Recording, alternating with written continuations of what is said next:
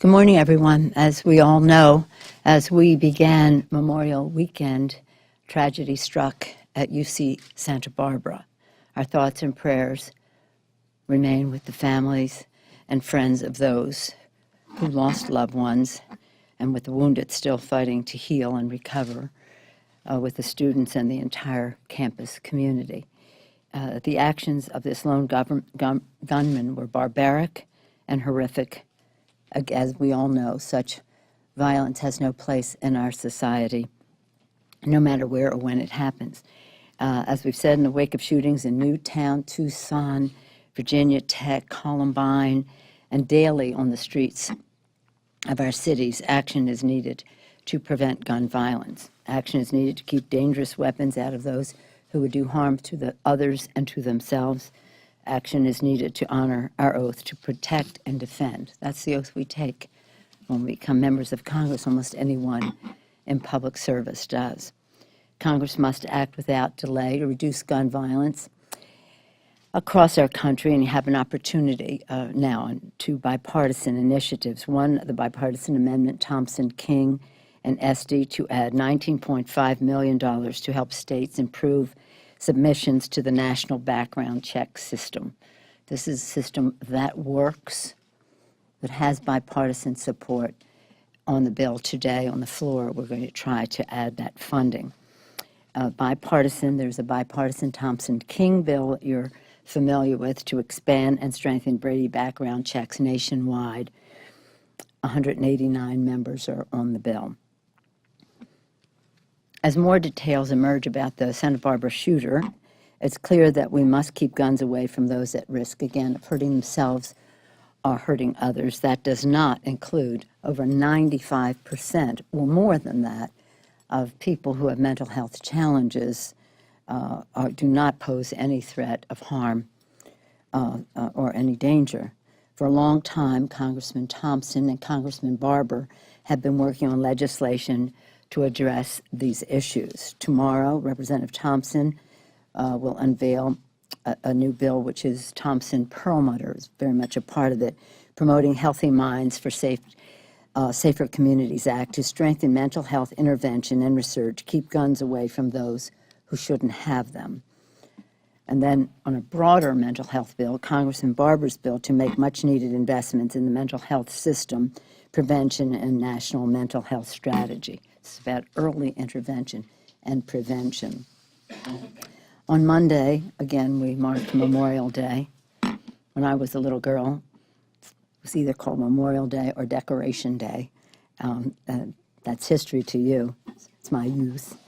And we remembered and honored each generation of Americans. It started actually at the time of the Civil War, who wore and still wear our nation's uniform.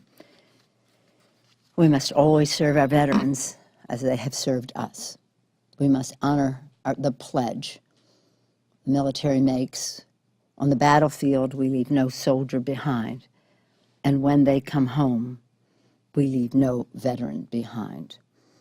Yesterday, the VA's Inspector General produced a preliminary report on the Phoenix VA health facility showing that veterans were left behind. This is intolerable. The findings of this report are troubling and grave, of course. They are unacceptable, unconscionable, and unworthy of the service of our men and women in uniform. It is imperative that the VA act to ensure accountability throughout the system. Secretary Shinseki is immediately adopting and implementing the recommendations of the report. This is an interim report, by the way. We'll see more. As I said last week, before this report, some of the allegations could be criminal. Police at the IG's report references potential criminal charges. Certainly what was done is dishonest. Let's just see what else it is. This dishonesty and delay in meeting the needs of veterans must be investigated, if necessary and appropriate, by the Justice Department. We're still waiting for a full accounting of all of the facts. As we do, we must continue to enact fact-based, evidence-based changes as we learn more about the Phoenix VA facility and others across the country. We must support VA funding to serve the influx of veterans resulting from 2 wars in this century. 2 wars in this century. 2 million more veterans added to the list in the last 5 years. 2 million. The absorptive capacity for that would be challenging under any circumstance. It certainly is here. We must act to confront these violence. You know, we talked last week about just looking at this and saying, what would it be if it were not the system that it is? Let's turn it upside down. Let's think in an entrepreneurial way. What services can be appropriately administered to veterans, not necessarily on a VA campus? That doesn't mean some of the challenges that VA veterans face specifically, whether it results from amputation, PTSD, and other things that maybe have to be at a VA facility. But federally accredited health facilities can perhaps absorb some of the challenge that is there. But again, we have to look at it, just as we looked after 9/11, what we needed in terms of a cabinet position on Homeland Security.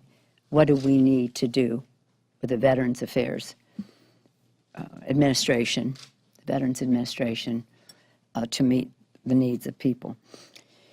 I had a reception honoring Senator Dole last week,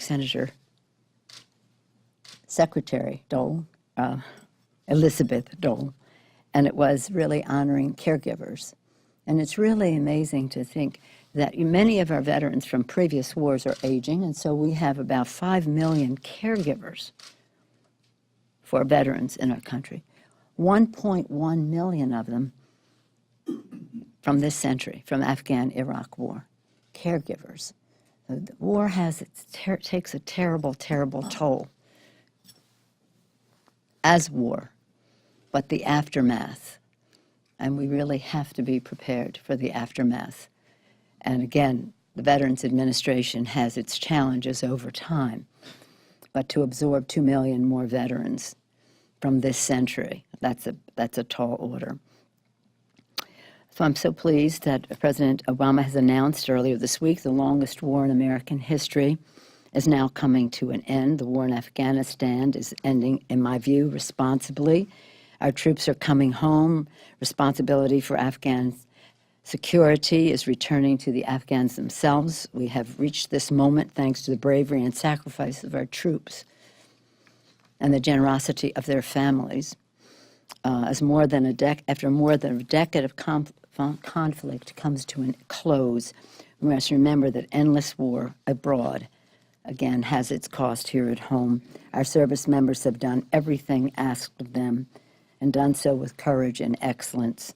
We cannot think incrementally about how we meet their needs. We have to think in a bigger way to address the transformations that we need. That could mean increasing the number of primary care doctors. We have to do that anyway for our healthcare system, certainly for our veterans' hospitals and meeting their needs. That could mean debt forgiveness for those primary care docs, which we already do have in certain instances, but for a longer stay at a VA facility. Again, there are all kinds of interactions that we can bring into play, and we have to do it, and we have to do it soon. As you may recall, when I became leader, we planted a flag for our veterans. We meet regularly with the veteran service organizations. They have given us their priorities over time. First one was something called concurrent receipt, which you may not know. It's otherwise known as the Veterans Disability Tax.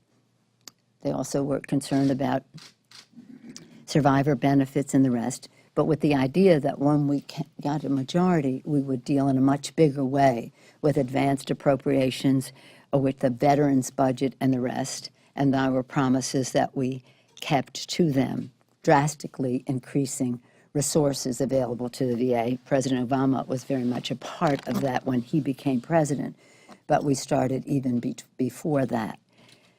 And so to see some of those resources not used to their fullest extent is very disappointing, to say the least.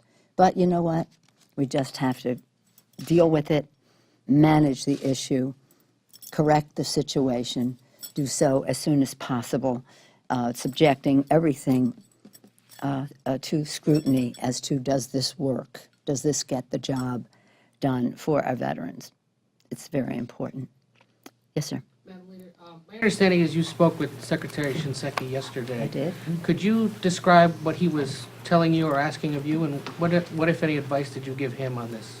Well, the purpose of the Secretary's call was to tell me that the interim report had come forth and that he had put out a statement on it. And the interim report, we were expecting a final, at some point that we'd have a final report. The interim report was very important because it told us where we are at this time and more to come. What he did say is that the IG had suggested that there be no more dismissals until he was the IG Office of the Inspector General was finished with its report, that the dismissals that had occurred were not in opposition to what the IG was saying, but that there should be no more.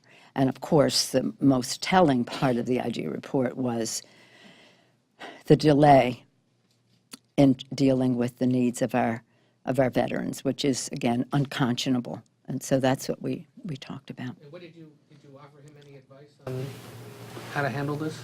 Well, I think he knows the respect that I have for him as a four-star general, as a decorated veteran, as a person who has demonstrated great courage by also speaking out against, saying it's going to take many more troops to accomplish what we want to accomplish, what the administration then wanted to accomplish in Iraq. I thought that was very courageous of him. So I have a great deal of respect for him. So he knows that.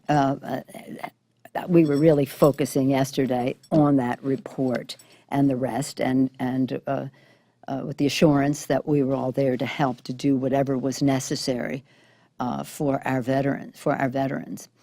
I do believe that, and if your point is where do you go from here, I don't know what. I think it rewards those who have been misleading the secretary to say he should go because they misled him. But on the other hand, we have to just get the facts as to what that was and make evidence-based decisions. Yes, ma'am. The report makes it clear that they have found scheduling schemes like this dating back almost a decade. Right. So was the VA and was Congress turning the other cheek? No, I don't know that if turning the other cheek is the phrase. Certainly, the VA was not forthcoming in what they put forth. They certainly were not telling Congress that they were playing with the facts in terms of what the list were. That was their little secret. One might infer from the IG's report that it was so that they could get bonuses for shortening the time that veterans had to wait, shortening the list of those who were on the waiting list. I think that was dishonest, perhaps illegal. But if you're not getting the information, from them, then the burden rests with them. But we have to intensify. And that's why I said we have to look at every aspect of this, the VA, the oversight of Congress, and the rest of it to say, how can we do this better? Because lives are at stake. But the Inspector General said they were putting out public reports that were for wrong. Almost a decade. That were wrong. So that's why I say this has to be looked at by the Justice Department, in my view. Yeah. Madam Leader Pelosi, Yes. Edward Snowden did an interview with Brian Williams that aired last night in which he said that he considered himself a patriot, and he also expressed his desire to come back to the United States. First off, can I get your reaction to that? But also, is there a scenario, or do you think there's any room for negotiation to have Edward Snowden come back to the United States and not face charges on espionage? Well, I don't know if the charges are espionage, but the fact, here's the thing. If you saw something in government that you thought was wrong, and you believed that you had no recourse but to expose it, what would be the justification to exposing all of the information that Snowden exposed? So, any good intention about saying I did a good thing for my country because I let the world know that they were doing this surveillance, which I don't think would be right. How does that justify jeopardizing sources and methods and revealing all what we don't know the number? I don't know the number. Perhaps you do, but I don't think there's a number that's been confirmed about the number of documents, but they're in the hundreds of thousands of documents. That was wrong, and they're really that's against the law. So, is there something that could be done in terms of? I don't think that's patriotic. I don't think that's patriotic. Now, again, what is the charge? What is the? Where do you go from here? I don't really think that we should set a precedent that says if you reveal millions of pages, millions of documents, that's a patriotic thing, and you're off free and clear. Now, let me add to that. You have no idea. Again, I have a long history in intelligence. How could this ever have happened? Who is accountable at the NSA for someone having access with one person having access, not even high-level person that you might say, okay, somebody trusted that person, or how could one person have had that opportunity? I think that we have not heard that whole story, and I keep asking that question. How did this happen? Because as much as I criticize the release of the documents, who is responsible for that at the NSA, and why aren't we hearing more about that? And I think that there's culpability there, too. Back to the VA for just a moment here. I realize you might not have been as dialed into the hearing that went very late last night as some of us were. But the question that kept coming up, and I'm curious about your conversation with General Shinseki, if Dr. Lynch, who was one of the main witnesses who they brought last night, he kept insisting and insisted to several of us later that he said there were no secret lists. He said this was a bookkeeping issue.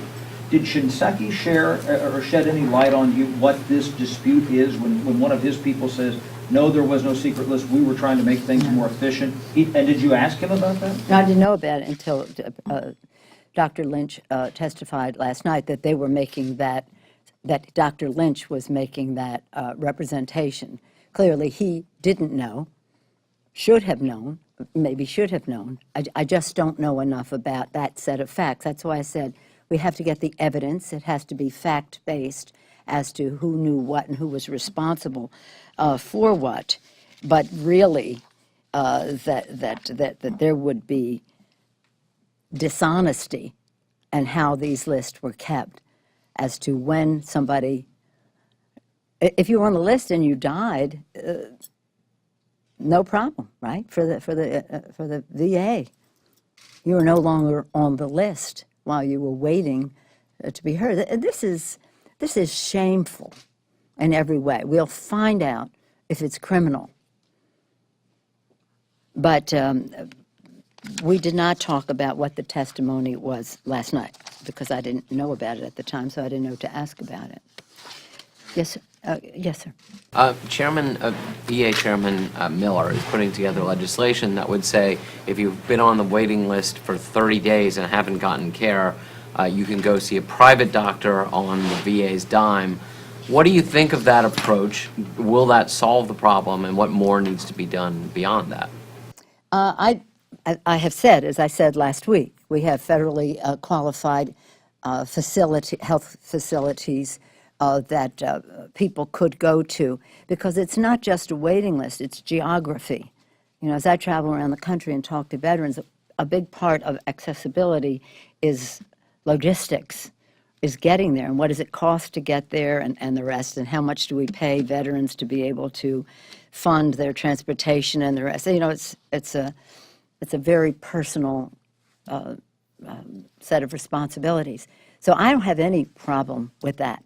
But I do understand when our veterans do say back to us, that's interesting, but there's certain injuries that we have, whether it's PTSD or whether it's amputations and other things, that we really do need to have these veterans hospitals and clinics and all the rest up to par, and to be in terms of being able to receive us.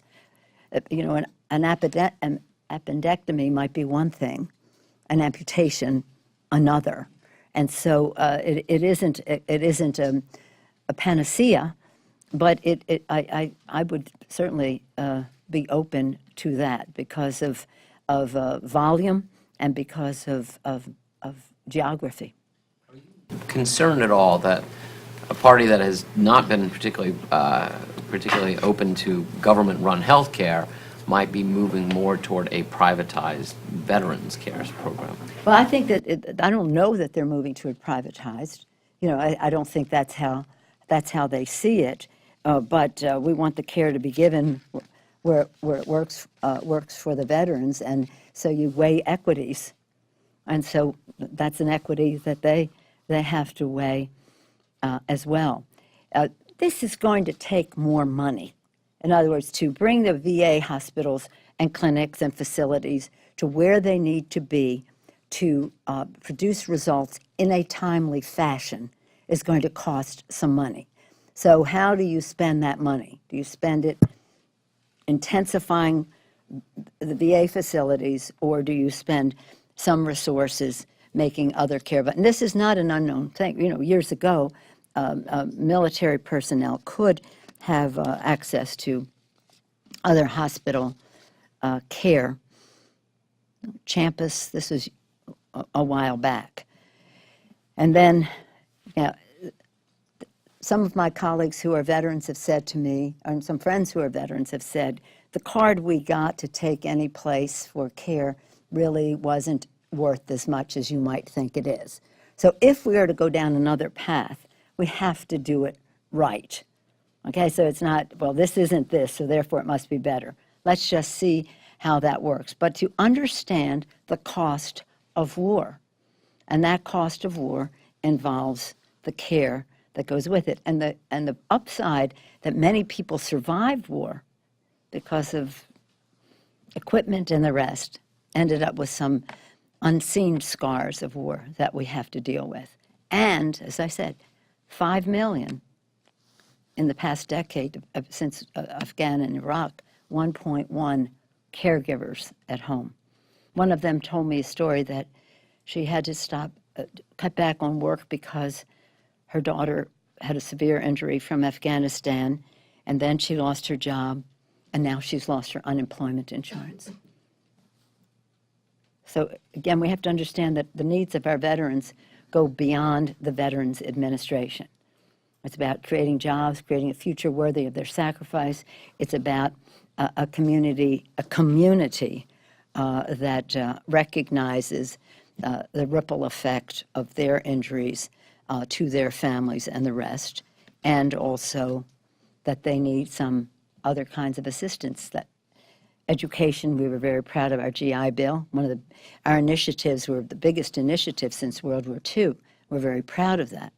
But some also need food stamps, and they need a raise in the minimum wage, and you know they're in our community. So again, what lifts everybody up, including our veterans. And what is harmful, like not having unemployment benefits, tens of thousands of veterans don't have that. So we're talking about one thing specifically here, but we have to think in a bigger way as to how we honor their service and build a future worthy of their sacrifice. Yes, sir.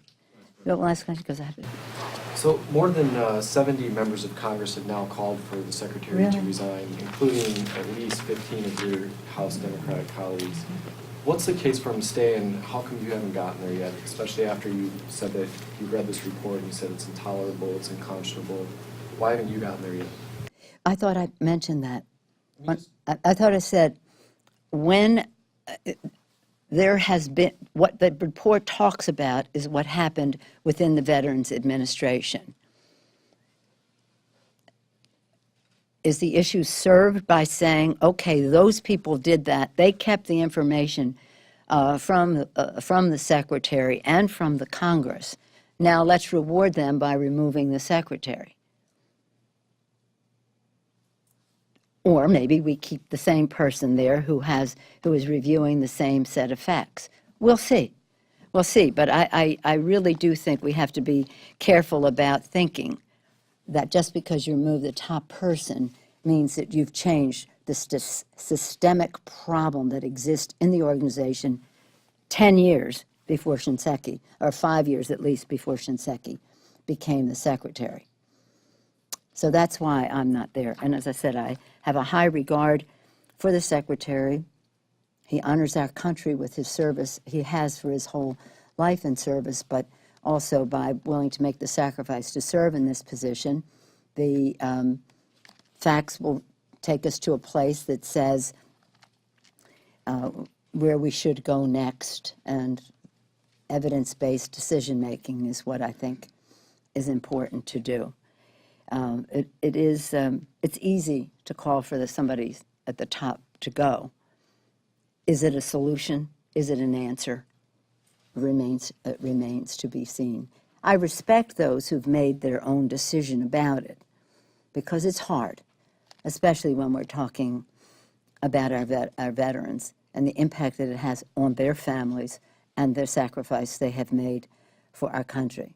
Again, on the battlefield, we leave no soldier behind, and when they come home, we leave no veteran behind. This is an oath. This is a pledge. This is a commitment, and we have to get this done, and now we have to put it on a path of getting it done right. Very serious. Thank you.